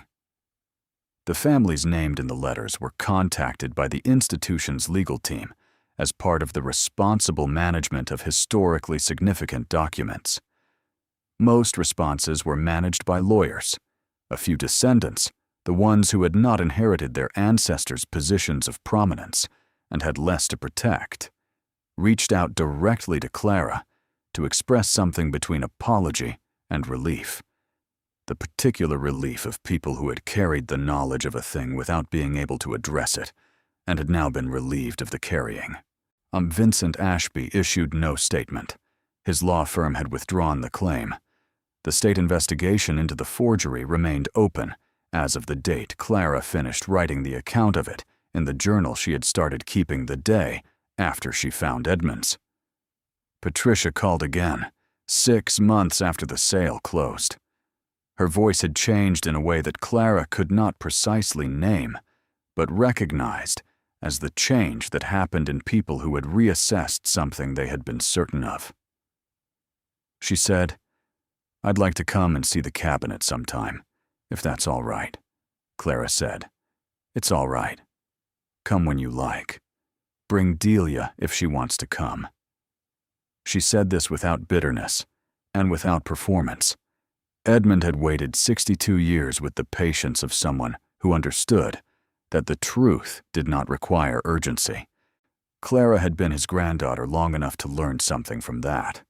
On a Saturday in November, almost exactly 1 year after she had signed the paperwork in Edmund's back room and watched the movers carry the cabinet out through the door, while Delia and Michael and Todd watched with the particular expressions of people who were very sure they had taken the better items, Clara sat in the south-facing room with a cup of coffee and the morning light coming through the windows at the angle it came at that hour, falling across the cabinet's mahogany face and making the brass handles warm. Rosie was in the yard, which she had been systematically converting into the garden she had planned since before they moved in. Clara could see her through the window. Kneeling beside a bed, she had dug herself in the clay soil that had taken 2 Saturdays to break up properly, planting something she had started from seed on the windowsill in March. The packets were lined up beside her: calendula, valerian, chamomile, fennel. The herbs from the cabinet's drawer labels, which Rosie had decided should be grown in the actual ground, as well as remembered in the actual wood. Edmund's journal rested on the windowsill. Clara still read from it sometimes, not looking for information now, but for the particular quality of his presence in the writing, the voice of a man who had spent his life measuring precisely and saying little, and believing without apparent doubt that the right thing eventually reached the right person if you built the path carefully enough. She thought about what Professor Wynne had said, standing in the doorway of the Harwick Institute in the gray afternoon light. I am not invisible in my field. Clara had not been invisible either, as it turned out. She had been exactly as visible as a woman in her position was required to be.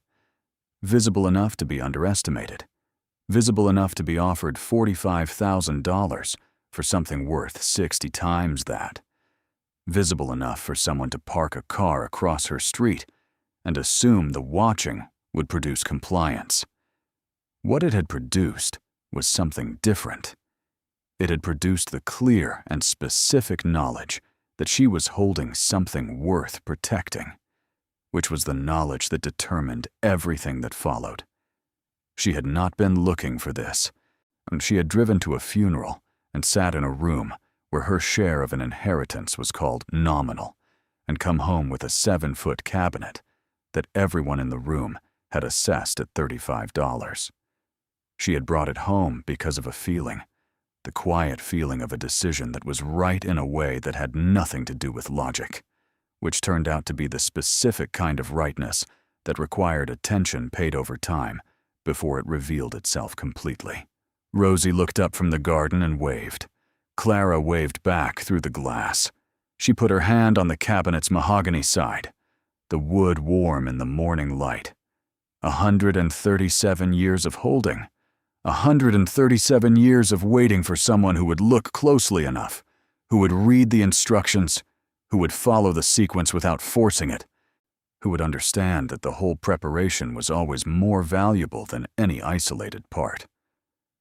Edmund had put her name on a drawer label in the back room of a house in Talon Falls, in handwriting that had gone shaky with age, but was still entirely his. For Clara, when she's ready.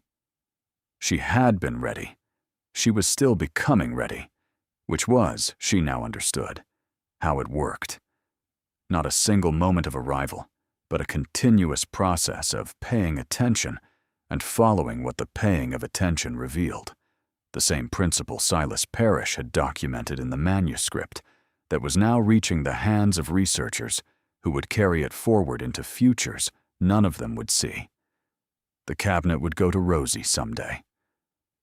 Clara had already written this down, not in a lawyer's office yet, but in her own journal, or in the same careful way Edmund had written things down, in the knowledge that intentions needed to be documented to outlast the person who held them.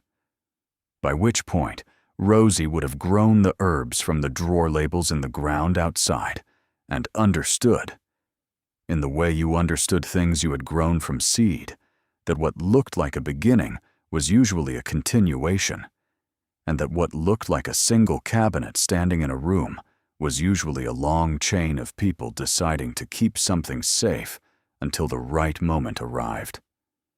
The right moment, it turned out, looked a lot like an ordinary Tuesday. A woman alone in an apartment with $411 and a daughter who trusted her to manage, reaching into a drawer labeled Remember and finding a key. Thank you so much for watching until the end. If you loved this story, check out the other videos on your screen now. I think you'll really enjoy them. And don't forget to subscribe if you haven't already. See you in the next story.